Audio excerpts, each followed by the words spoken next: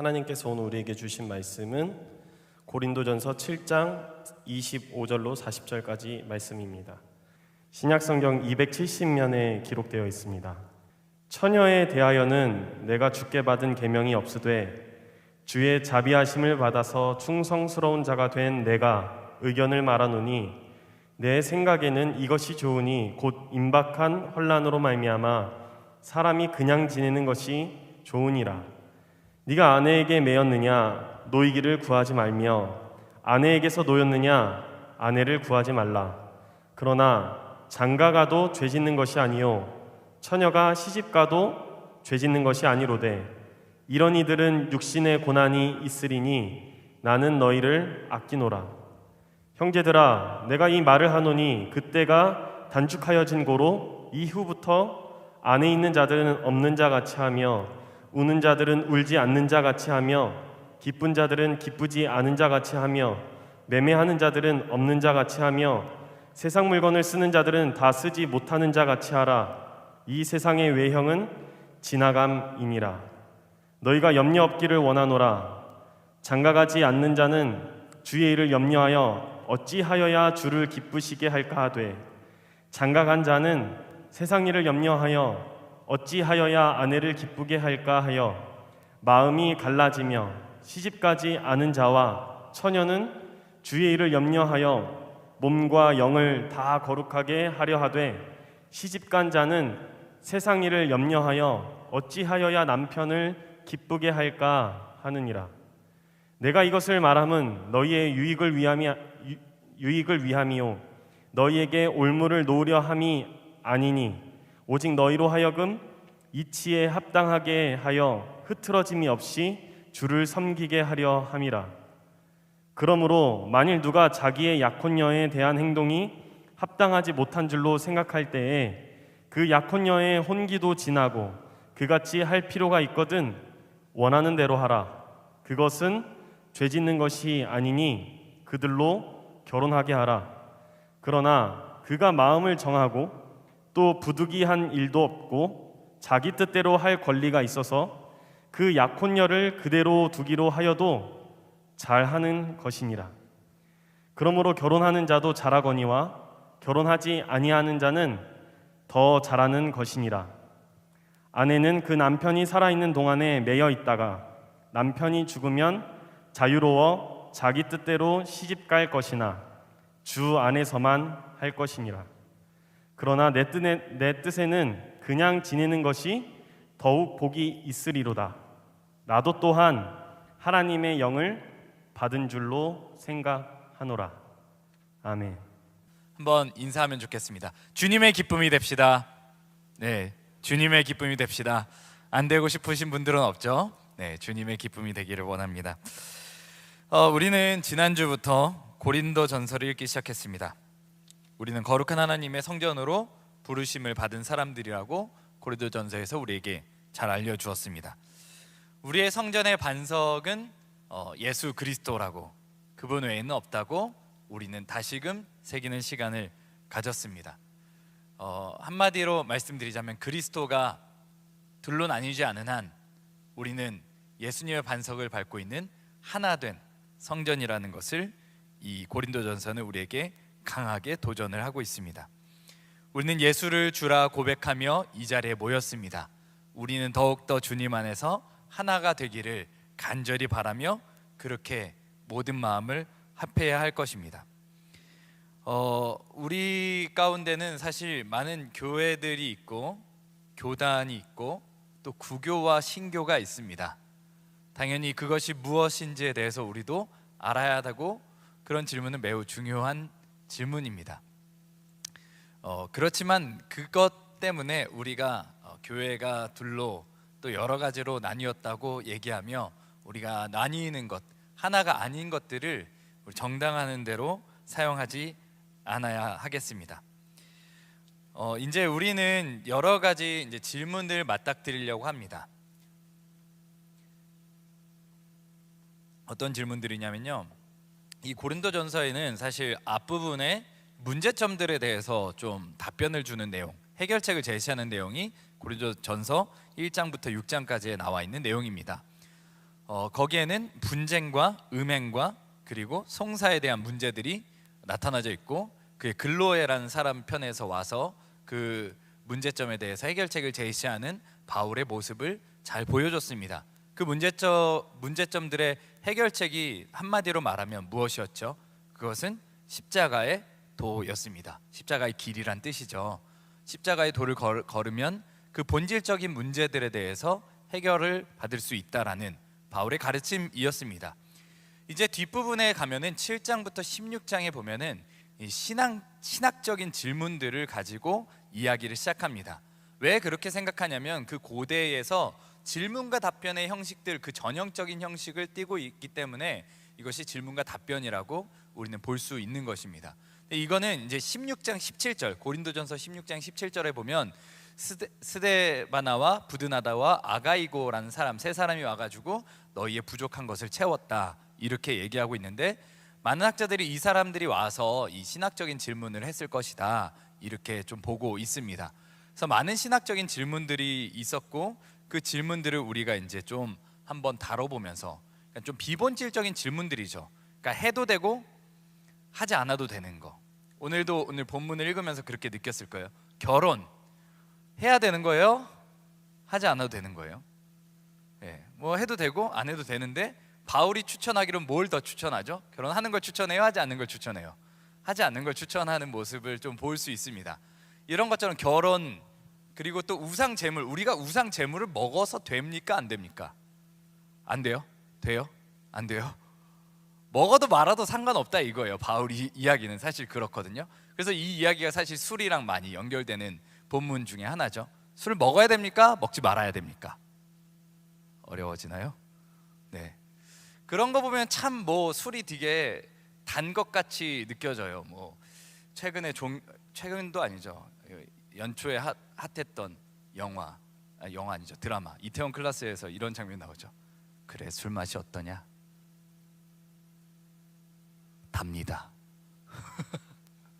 오늘 인생이 인상적이었다는 거야. 뭐 이런 장면들 보면 되게 뭔가 술 먹는 것이 좀 이 시대에서 되게 뭔가 멋도 있고 좀 의미도 있는 것 같고 뭔가 인상적인 것도 같고 뭐 이런 생각이 들기도 하고, 또 교회에서 술 문제 하면은 좀 정죄받기도 하고, 이런 문제들이니까 교회가 이런 문제들로 지금 진통을 겪고 있으니까 답변을 해줘야 되겠어요? 안 해줘야겠어요? 그런 질문에 대해서 답변하고 있는 겁니다. 뒤에 보면은 또 이제 이 예배 시간에 여자들이 머리에 두건을 써야 돼요? 쓰지 말아야 돼요? 우리는 안 쓰죠. 이미 안 쓰는 이야기지만 여기 속에서 배워야 되는 건 그 당시의 시대 문화 속에서 그런 질문이 있었다는 것입니다. 성만찬이 시작하면 성만찬을 할 때 기다려야 되는지 그냥 바로 먹어도 되는지, 뭐 이런 문제들. 그리고 은사 중에는 뭐가 제일 가장 뛰어난 은사고 가장 으뜸인 은사인지, 부활이 무엇인지, 연보는 어떻게 해야 되는지 말아야 되는지, 뭐 이런 것에 대한 질문들이 이 고린도전서 뒷부분에 나타나져 있습니다. 뭐 이 모든 것들이, 이런 질문들이 모든 것을 포함할 수는 없지만 이 원리와 원칙들을 살펴보면 우리가 이 세상에 많은 비본질적인 질문들, 하지만 너무나 수두룩 빽빽해가지고 너무나 많고 그것들에 대해서 너무나 다양한 의견들에 대해서 우리가 원칙과 기준들을 세울 수 있는 시간이 될 것입니다. 그렇지만 우리가 이 질문들을 배우고 질문들의 원리와 원칙, 기준을 세우기 전에 우리는 다시 한번 이 질문을 먼저 해야 합니다. 뭐냐면요, 지난 설교회랑 같이 맥락을 같이 하는 질문이에요. 과연 나에게는 십자가의 도가 있는가? 라는 질문입니다. 우리 가운데 그럼 분쟁을 도모하기보다는 하나가 되고자 하는 마음이 있는지, 삶의 용서와 관용이 있는지, 정의와 공의를 추구하면서 어떻게든 하나가 되려고 하는 마음이 우리 가운데 있는지, 그리고 이러한 것들을 다 다루고 정의와 공의, 용서와 사랑 이런 것들 다루면서도 나는 주님 안에서 죄인이라는 그 죄인식, 하나님 앞에 올바른 우리 인간됨의 모습이 우리 가운데 있는지를 우리는 돌아보아야 한다는 것입니다. 이게 우리는 하나됨을 추구하면서도 이게 참 여러 가지로 어려움을 겪게 됩니다. 뭐냐면 우리가 정말 하나 되기 위해서는요, 때때로 아니 정말 많이 이 분쟁과 논쟁, 치열한 시간들이 우리에게 필요하다는 것이에요. 이게 상당히 조금 어렵게 하는 건데요. 근데 이런 것들은 오히려 필요합니다. 정말 하나가 되기 위해서는 무엇이 다르고 무엇이 우리가 지켜야 될 것이며 무엇에 자유를 주어야 하는지에 대해서 치열하게 논쟁할 필요가 있습니다. 이것은 공동체 안에서 장려돼야 될 만한 일이라고 저는 생각합니다. 그러나 우리가 피해야 되는 것은 오히려 하나됨이라고 생각합니다. 어떠한 하나됨이냐면 이 하나님의 하나된 몸이 나뉘는 그런 하나됨인데요. 뒤에서 분쟁을 도모하고 뒷담 하나, 뒷이야기를 하면서 공동체를 쪼개놓게 되는 그런 하나됨입니다. 누군가를 한 사람에 대해서 언급하고 이야기하다 보면 그 그룹은 자연스럽게 하나가 되곤 합니다. 그렇지만 이런 하나가 되는 것이 정말 진정한 하나됨일까요? 그렇지 않겠죠. 이런 하나됨은 우리가 오히려 피해야 합니다. 서로 동조하고 서로 이렇게 뒤에서 안 좋은 얘기들을 하는 것, 우리는 이와 같은 것들을 내려놓아야 할 것입니다. 이런 일들은 사실 우리 도처에서 아주 자연스럽게 일어나는 일들입니다. 우리는 이 말씀 가운데서 이러한 도전을 받고 있습니다. 여러분은 정말 십자가의 도를 걷고 계십니까? 여러분이 그렇다면은 한 주간 동안 하나가 되기 위하여서 어떤 일들을 하셨습니까? 여러분들 이 말씀을 듣고 여러분 마음속에 정말 하나 되고 싶은 마음이 있다는 것을 확인하셨습니까? 아니면 그렇지 않았습니까?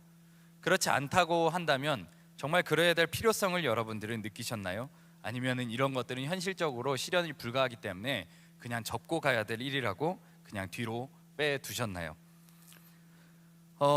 오늘 이 말씀을 대하면서 우리는 이러한 태도를 갖기를 원합니다.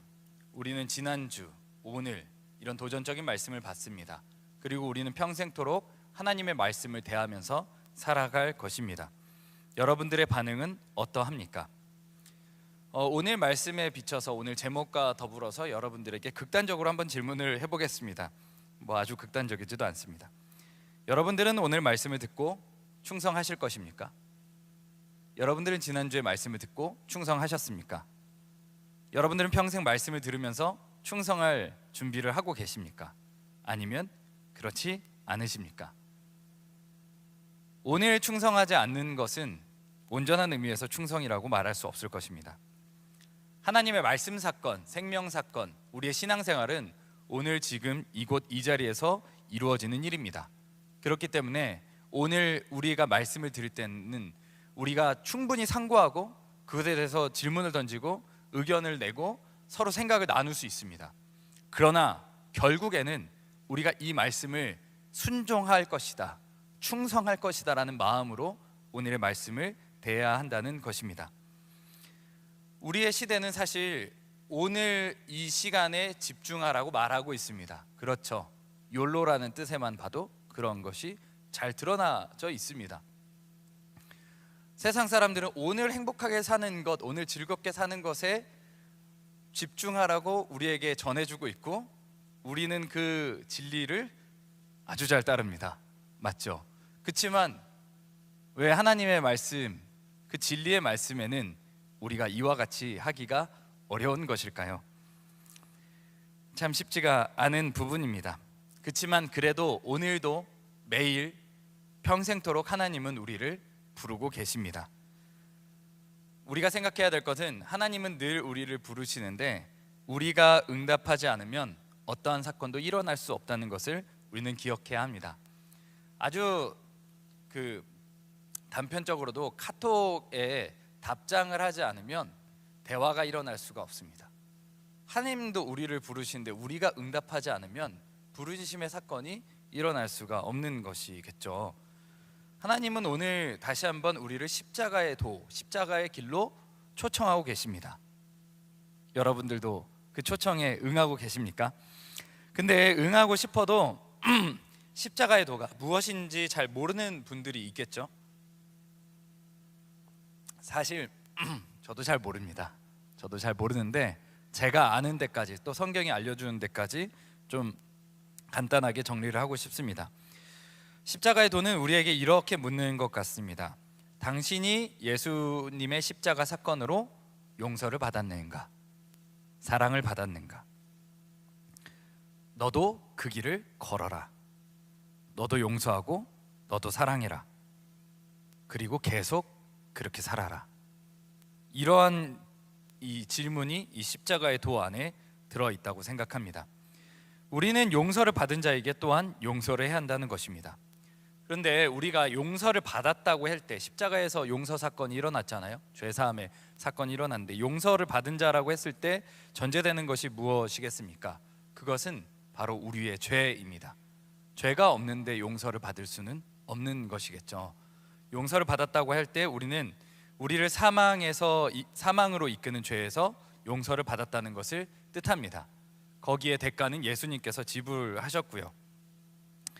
그러면 우리가 십자가의 도를 걸어야 한다는 것은 예수님이 걸은 그 길을 걸어야 한다는 것인데, 예수님이 죄인들을 대하면서 그들을 용서하시고 그들에게 목숨을 바쳤듯이 우리도 그렇게 하라는 것입니다.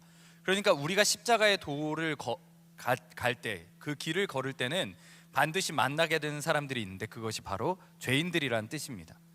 그러니까 우리에게 잘못하는 사람, 우리에게 죄 짓는 사람, 이 사람들이 우리의 가는 그 길에 놓여져 있고, 우리는 그 길을 걸을 때 그 사람들을 처치하고 이기고 무너뜨리고 전투에서 승리하는 것이 십자가의 도가 아니라 그들을 위해서 내가 죽고 내가 용서하는 길을 걸으라는 것이 십자가에 들어져 있는 핵심 메시지라고 할 수 있을 것입니다.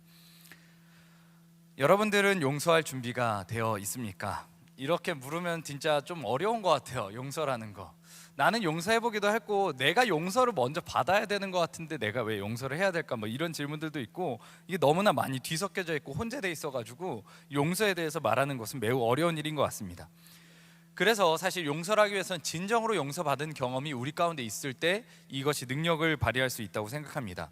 주님께 용서함을 받은 자는 그 용서의 기쁨을 아는 자들이라고 할 수 있습니다. 그 용서의 기쁨을 아는 자가 어떻게든 용서를 하려고 할 것이고, 그 십자가의 길을, 어려운 그 길을 기쁨으로 걸으려 할 것입니다. 그 사람은 하나님과 사람들 앞에 자신의 죄가를 알고 사죄할 것이고, 그리고 또 용서를 베푸는 사람이 될 것입니다. 앞서 얘기했듯이 이야기를 반복하는 이유가 있습니다. 이 이야기 없이는 다음으로 나아갈 수 없기 때문에 그렇습니다. 다음에 질문들이 이 답변에 대한 충성된 태도, 우리가 이 진리를 마음속에 새기지 않고는 이 질문들에 대해서도 사실 공허한 외침이 되기 때문에 이러한 진리를 반복하는 것은 매우 중요한 이야기입니다. 여러분들은 지금 이런 것들이 다 해소되었지 않았을 수 있습니다. 그러나 이 다음 이야기, 질문들을 좀 풀어나가면서 어떻게든 십자가의 길을 사모하는 자들이 되기를 간절히 소원합니다. 고린도 교회는 세 가지 문제점이 있었죠. 그 문제점은 십자가의 도입니다. 그리고는 이어서 7장의 신학적인 질문들이 있습니다. 그것이 앞서 여러분들과 나눈 그 질문들입니다. 결혼, 우상, 재물, 그리고 성만찬, 예배 때 두건 쓰는 문제, 은사와 부활, 연보, 이런 문제들이 여기에 나타나져 있습니다. 여기서 이제 디테일하게 질문들에 대해서 답변하고 있거든요. 결혼에 대해서는 어떻게 하고, 처녀에 대해서는 어떻게 하고, 이혼했을 때는 어떻게 하고, 우상제물에 대해서는 어떻게 하고, 그것에 대해 좋은 태도는 이러하고, 사도에 대해서는 어떻게 받아들여야 하며, 은사의 목록들이 이러한데 은사는 다 하나님께 받은 선물이고, 그 중에 최고의 더욱 가장 큰 은사는 뭐, 이런 얘기들이 쭉 디테일하게 들어져 있습니다. 근데 이 모든 질문에 대해서 답변을 딱 두 가지로 세우고 답변하는 것을 우리는 알게 될 텐데요. 이것들에 대해서 사실 여러분들이 이미 알고 있습니다. 그래서 좀 성경 본문을 좀 잠깐 찾아보려고 합니다. 왜 찾아보냐면, 여러분들 좀 펜을 들고 오늘 지금 읽는 본문 정도는 줄을 쳐놔도 아주 좋은 본문들이기 때문에 그렇습니다. 아주 잘 아는 본문일 거예요. 고린도전서 10장 23절 24절 말씀입니다. 이렇게 찾아보면 좋겠습니다. 10장 23절 24절 함께 읽어보겠습니다. 시작. 모든 것이 가하나 모든 것이 유익한 것은 아니요 모든 것이 가하나 모든 것이 덕을 세우는 것은 아니니 누구든지 자기의 유익을 구하지 말고 남의 유익을 구하라. 이거는 이 23, 24절은 줄을 쳐도 좋습니다. 줄을 치세요. 유명한 구절이죠. 그러니까 이 한마디로 줄이자면 뭘까요? 남의 유익을 구하라 이거예요. 맞죠? 남의 유익. 질문에 대한 답변이 이것입니다. 비본질적인 질문들, 수많은 의견들이 존재하는 질문들에는 첫 번째 세워야 될 원칙은 너의 유익 구하지 말고 남의 유익을 구하라라는 것입니다. 이게 이따가 이제 나눠볼 본문들 보면은 조금 요것만으로는 좀 부족하다는 것을 느낄 수 있습니다. 그래서 한 구절 더 필요합니다. 조금 내려가면 31절입니다. 여기도 밑줄을 쳐도 좋습니다. 함께 읽어보겠습니다. 시작. 그런즉 너희가 먹든지 마시든지 무엇을 하든지 다 하나님의 영광을 위하여 하라. 아멘. 그러니까 이 두 가지로 요약하자면 이것입니다. 남의 유익을 구하고 하나님의 영광을 위해서 구해라. 따로 노는 거 아니고 남의 유익이자 하나님의 영광을 위한 일을 하라는 것입니다. 이게 질문에 대한 아주 근원적인 답변입니다. 이렇게만 답변하면 사실 어떻게 해야 되지? 뭐 이런 질문들이 떠오를 거예요. 그래서 이제 좀 하나 디테일을 짚어가면서 이게 어떤 의미를 갖고 있는지를 한번 살펴보려고 합니다. 오늘 살펴볼 말씀을 보면 이제 바울은 결혼에 대해서 얘기하면서 결혼보다 독신을 추천하고 있습니다. 왜 그럴까요? 저는 그렇다고 생각해요. 이 바울이 얘기하면서 이것에 대해서 내가 주께 받은 명령이 없다. 근데 내가 이런 말 하기에는 정말 합당한 사람인지 모르겠지만 주님의 자비하심을 힘입어서 내가 그것에 정말 합당한 사람일지 아닌지 모르지만 하나님이 나에게 자비하심으로 권했으니까 나도 하나님께 어떻게든 충성하고 싶은 사람으로서 나의 의견을 말하겠다. 이렇게 얘기하면서 사실 자신의 의견을 이제 얘기하는 부분들이 나오게 됩니다. 그러니까 의견인 거죠. 그러니까 사실 이 시대에 오면은 그 의견이 좀 달라질 수도 있다고 생각해요. 결혼 안 하는 문화 속에 이렇게 있고 결혼을 하는 것들을 좀 장려해야 되는 문화라면 와서 결혼을 하는 게 좋다 이렇게 말할 수도 있다라는 그런 거예요. 그렇지만 그 안에 들어있는 중심을 잘 봐야 하는데 왜 그렇다면 바울은 그 결혼하는 것보다 독신으로 지내는 것이 좋다고 얘기할까? 바울이 자기 자신이 독신의 은사를 우리가 잘 알고 있듯이 좀 아니라고 생각하는 소수의 의견도 있긴 하지만 바울이 이제 결혼했다는 그런 본문은 없습니다. 자신처럼 지내라는 말들로 이렇게 강하게 권면하는 거 보면 독신으로 지내고 있는 모습을 우리는 확인할 수 있죠. 근데 자신이 그렇게 살고 있으니까 내가 곧 답이야 이렇게 생각해서 말한 것일까요? 아니요, 그렇진 않습니다. 실질적인 이유들이 있는데 첫 번째로 뽑는 이유는 그것은 바로 임박한 환난 때문에 그렇습니다. 그러니까 이 임박한 환난이 이제 주님께서 다시 오시고 재림하실 때 이런 환난뿐만 아니라 사실 현실적으로 그 당시에 그리스도인으로 살아가기에 너무나 박해가 당연시되는 예수님을 믿는다는 것만으로도 죽임을 당할 수 있는 그런 시대에 임박한 환난이 있기 때문에 육신의 고난을 피할 수 없는 그런 현실이 있으니까 혼자 지내는 것이 더 좋다고 권면하고 있는 것입니다. 왜 그렇죠? 여러분들은 그러면 이렇게 물어볼게요. 혼자 신앙생활하는 게 더 잘할 수 있어요? 여러 명에서 같이 가족끼리 다 같이 신앙생활하는 게 더 좋아요? 이렇게 물으면 다 같이 신앙생활하는 게 당연히 좋지 않아요? 그렇죠? 집에서 같이 믿고 하는 게 더 좋잖아요.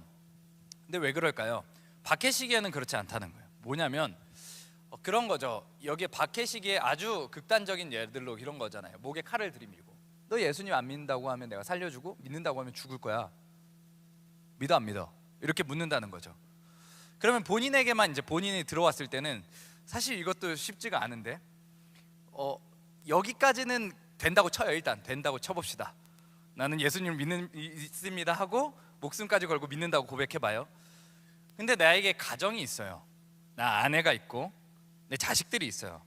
나한테 칼을 들이미는 게 아니라 내 아내에게 칼을 들이밀고 자식들에게 칼을 들이밀어요. 그리고 이렇게 묻겠죠. 너가 안 믿는다고 하면은 아내를 살려줄게. 자식도 살려주고. 믿는다고 할래 말래?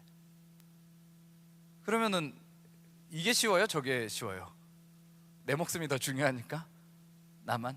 그렇지 않죠. 이렇게 어렵다는 거예요. 보장할 수가 없는 상황이라는 거예요. 그러니까 그 임박한 환난 때문이라도 혼자 지내는 것이 좋겠다라는 그런 권면을 하고 있습니다. 두 번째 이유입니다. 이거는 조금 실제적인 이유고 지금은 사실 조금 이렇게 저렇게 끼워 맞춰서 박해 시기라고도 얘기하기도 하는데 좀 어렵고 지금 박해라고 얘기하기는 어렵죠. 그것보다도 지금 현 시대에 잘 맞춰서 있는 그런 이야기입니다. 두 번째는 결혼한 사람은요 내가 남자면 아내를 기쁘게 하거나 아내는 남편을 기쁘게 하는 데에 고민하고 염려한다는 거예요. 그러니까 바울의 전제는 그것입니다. 결혼하지 않으면 어떻게든 주님을 기쁘게 하기 위하여서 고민하고 염려하는 사람인데, 결혼을 하면 아내를 기쁘게 하거나 남편을 기쁘게 하기 위해서 하기 때문에 주님을 온전하게 기쁘게 하는 것과는 좀 멀어질 수 있다라는 뜻입니다. 근데 여기서 우리는 또 한 가지가 걸리죠. 혼자 지낸다고 해가지고 주님을 기쁘게 하는 생각만을 갖고 있나? 이런 생각들이 우리 가운데 스며들어와요. 그렇죠? 여러분 혼자 지내고 있죠? 혼자 지내고 있을 때 대부분 청년들이니까, 결혼한 청년은 없죠 아직. 예.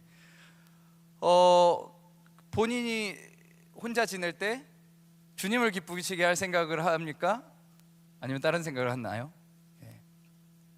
첫 번째로 여기에서 걸려 넘어지는데, 이래서 이제 바울의 이야기를 우리가 들어야 합니다. 바울은 어떻게든 주님께 충성되고자 한 마음으로 십자가의 도를 걷고 있을 거라고 전제하는 고린도 교회에게 전해주고 있는 메시지이기 때문에, 모두가 나와 같이 나 혼자 지내면 어떻게든 하나님을 기쁘게 하려고 노력하는 사람일 것이라고 전제하고 얘기하기 때문에 그렇습니다. 이 두 가지 이유 때문에 결혼보다는 혼자 살 것이 더 좋겠다고 이야기하는 거죠. 근데 이런 가르침 끝에 바울은 이렇게 얘기합니다. 그래도 이런 상황 저런 상황이든 여러분들은 흐트러짐 없이 주를 섬겨야만 합니다. 그러니까 주님을 결혼을 해도 결혼을 하지 않아도 주님을 섬기는 데 흐트러짐이 없어야 한다는 이야기죠. 매우 임박한 환난이 있어도 있거나 없거나 그래도 흐트러짐 없이 주님을 섬겨야 한다는 것입니다. 이게 바울이 우리에게 전해주고 있는 이야기죠. 그러면은 우리가 이러한 것들에 대한 그 근본 답변, 우리가 먼저 읽었던 남의 유익, 하나님의 영광을 위해서 사는 것, 그렇게 하기 위해서 이런 것들이 잘 이루어질 수 있을까? 그러면 결혼을 한다고 쳤을 때 이런 게 어려운 거예요. 결혼을 했어요. 결혼을 했는데 남의 유익을 위해서 살라고 그래요. 그렇죠? 남의 유익을 살면은 내가 누구를 위해서 사는 거예요? 아내를 위해서 살아야 된다는 이야기겠죠. 그럼 아내를 위해서 사는데 아내가 누구예요? 이방인이에요. 이방신을 섬겨요. 우상 제물을 먹고 그렇게 사는 사람이에요. 그러면 남의 유익을 위해서 살아가려면 내가 어떻게 해야 되죠? 이방신을 같이 섬겨주고 같이 따르고 같이 생활해야 하는 겁니다. 남의 유익을 따라가면 그런 거예요. 맞잖아요. 남의 유익을 위한 거니까. 그래서 한 가지가 더 있다고 했어요. 하나님의 영광을 위해서 해라. 그래서 이런 것들을 온전히 이루기 위해서는 주 안에서 할지니라, 주 안에서 결혼할지니라. 그래야 하나님을 열심히 섬기려는 아내여야 그래도 내가 어떻게든 같이 만들어가서 남의 유익, 아내의 유익을 구하면서도 하나님의 영광을 도모할 수 있지 않을까요? 이게 여러분들도 가정에서 여러분들의 현실에서 많이 봤겠지만 하나님을 잘 믿는 사람들끼리 만난다고 해가지고 늘 하나님을 기쁘시게만 할 수 있나요? 믿는 사람끼리만 만나도 그거 어려워요. 근데 믿지 않는 사람이랑 만나면 얼마나 더 어렵겠어요.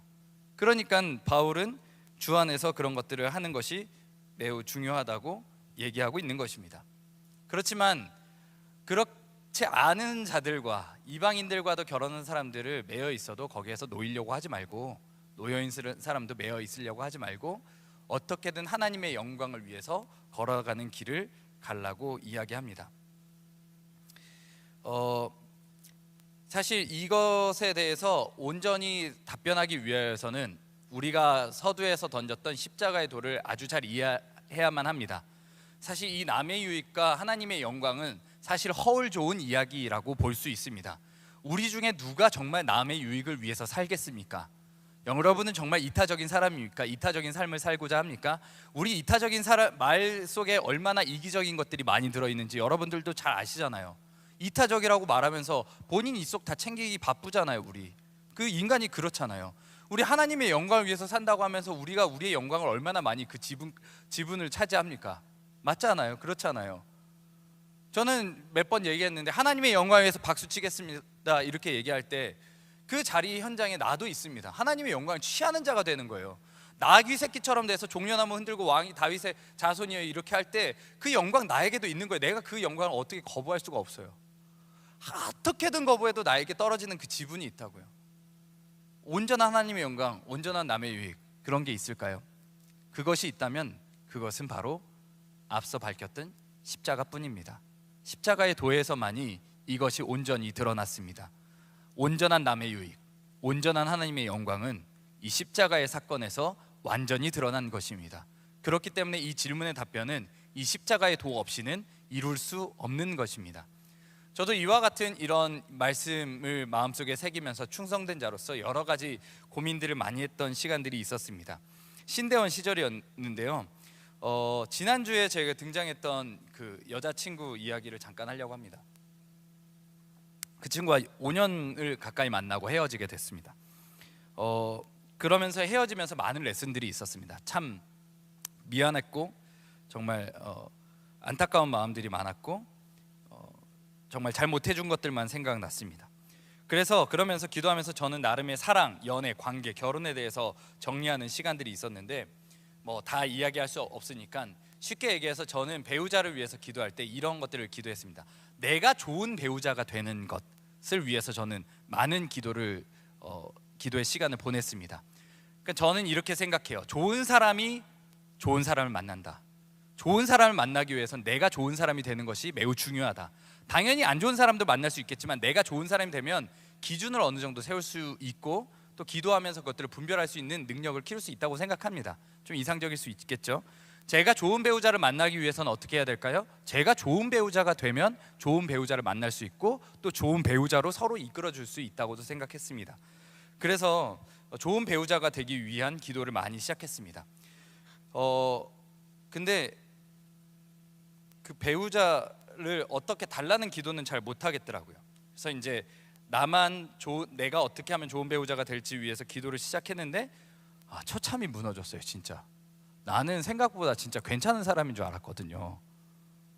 아닌가요? 다들 이렇게 저는 좀 그때까지만 해도 저는 좀 괜찮은 사람이라고 생각했는데 기도하면서 보니까 와 진짜 아니더라고요. 진짜 못되고 제가 범한 과오나 실수, 상처 준 일들을 하나님께서 떠오르게 한 거예요.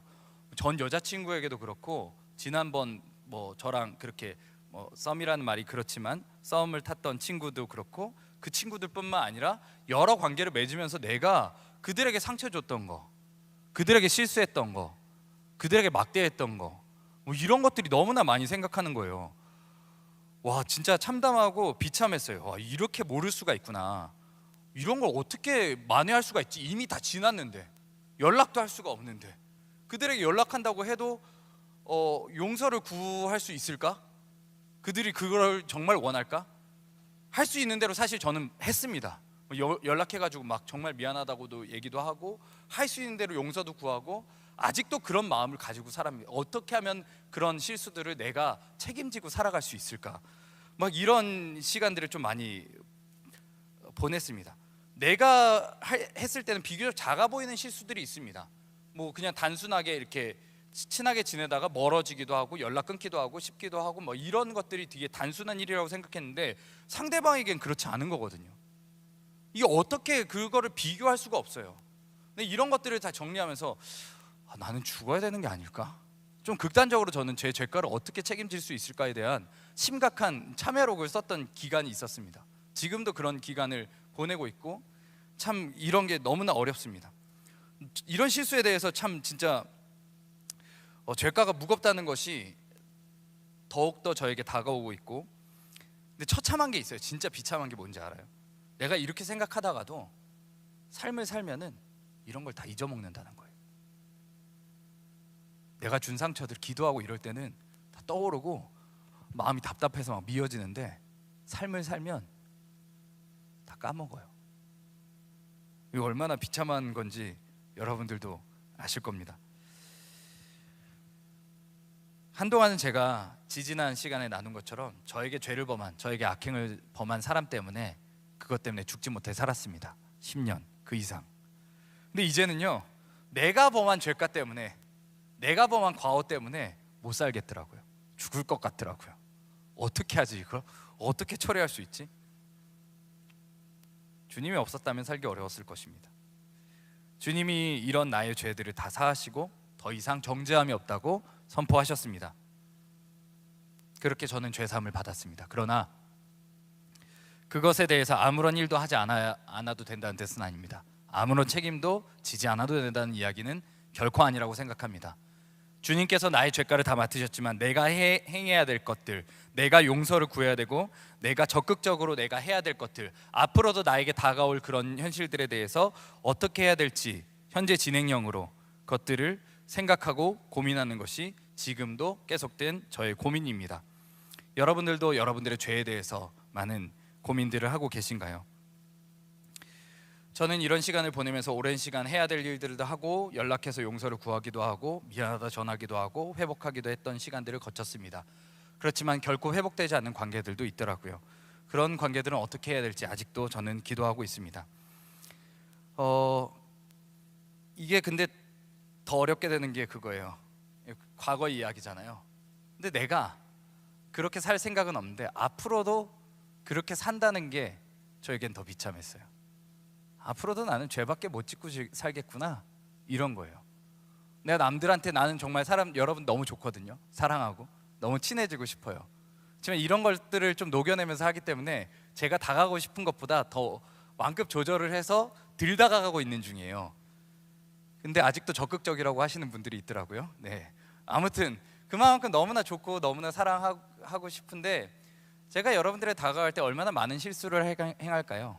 얼마나 많은 과오를 범할까요? 가늠하기가 어려워요. 그런 게 저의 인생이라는 것들을 생각해보면, 앞으로의 인생이라는 것들을 생각해보면 참 비참했어요.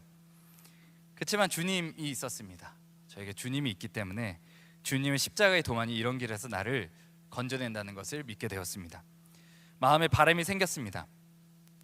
어떤 바람이냐면 어떻게든 하나라도 십자가의 도의 길을 걸으면서 하나라도 사랑을 전하고 하나라도 정말 아름다운 일을 펼치자. 내가 이런 것들 때문에 위축되지 아니하고 하나님과 같이 걷는다면 그래도 이런 일들이 가능하지 않을까, 이런 마음이었습니다. 여러분들은 십자가의 도를 생각하면서 어떠한 심정으로 그 말씀을 받아들이고 있으십니까? 여러분들은 이 묵상에 대해서 어떻게 생각하십니까? 너무 과도한 묵상이라고 생각하시나요? 여러분, 충성된 자의 의견은 이것입니다. 남의 유익을 구하라. 하나님의 영광을 위해서 하라는 것입니다. 이것이 첫 번째 문제 해결책, 십자가의 도와 아주 부합되는 이야기입니다. 이런 십자가의 도 없이는 남의 유익도 하나님의 영광도 없는 것입니다. 이러한 여러 가지 질문들이 우리 가운데 있습니다.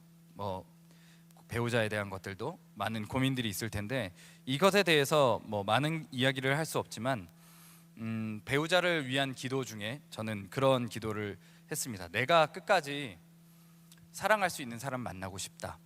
배우자의 조건이 하나라도 뽑는다면 저는 그 이유를 좀 뽑았습니다. 내가 끝까지 사랑할 수 있는 사람을 만나고 싶다. 이것이 제가 배우자를 위해서 기도할 때 뽑았던 이야기입니다. 그것에 대한 관련된 이야기들도 참 많이 있지만 그것과 관련된 실제적인 이야기를 좀 하나 하고 말씀을 마무리하려고 합니다. 저는 이제 아내가 있고요. 아내를 만나기 전에 신대원 때 이런 많은 기도들을 하면서 그런 생각을 한 적이 있습니다.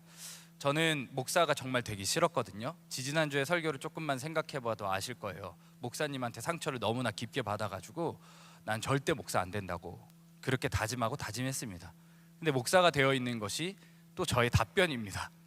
하나님이 어떻게든 그 정말 절대로 안 된다는 그 저를 부르셔서 제가 목사가 되고 싶었던 건 아니고 사실 하나님의 말씀에 진짜 생명의 위로가 있구나 이걸 알고 그걸 전하고 싶어서 가다 보니까 목회자가 됐습니다.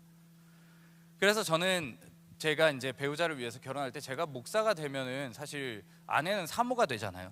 근데 저는 그렇게 생각하거든요. 목사랑 사모가 결혼하는 건 아닌 것 같아요. 남자와 여자가 결혼하는 게 결혼인 것 같거든요. 그렇죠? 그래서 이제 생각을 했을 때 근데 제가 목사가 되면은 아내는 사모가 돼야 되고 사모의 인생을 살아야 돼요.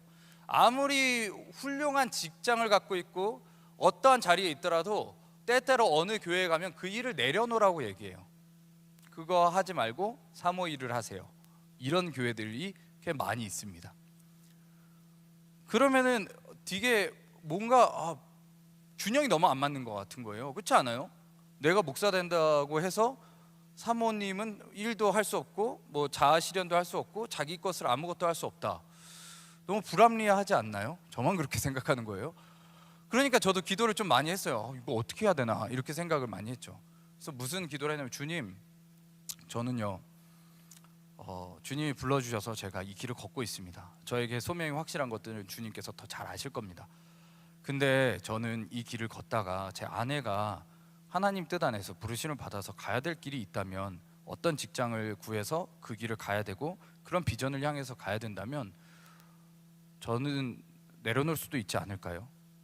제 목회자의 소명이 불확실해서가 아니라 남의 유익을 위해서 살라고 하셨던, 하나님 영광을 위해서 살라고 하셨던 말씀처럼 내가 파트타임 목사가 되든 아니면 목회자의 자리를 잠깐 내려놓든 그 길을 걸어야 하는 게 아닐까요? 주님, 그렇게 하고 싶은데 괜찮을까요? 이런 기도를 한 적이 있습니다. 비록 되게 작은 기도 제목이고 별것도 아니에요. 사실 너무나 당연한 거죠, 그죠? 그렇지만 그런 질문, 의미, 이런 것 속에서 저는 어떻게든 오늘 말씀에 충성된 사람으로서 나에게 주어진 남의 유익과 하나님의 영광이 무엇일까를 고민하면서 내린 답변입니다. 저는 아직도 그 기도가 유효하고 아직도 그렇게 하려고 많은 발버둥을 치고 있습니다. 여러분들의 삶에는 어떠한 삶이 펼쳐지고 있나요? 오늘의 이 말씀, 여러분들은 어떻게 하고 싶은지, 어떻게 충성하고 싶은지, 그렇지 않은지, 어떻게 남의 유익을 구하고 싶은지, 하나님의 영광을 구하고 싶은지, 그렇게 우리가 우리의 삶을 돌아보며 오늘 말씀에 충성하시는 여러분 되시기를 간절히 소망합니다.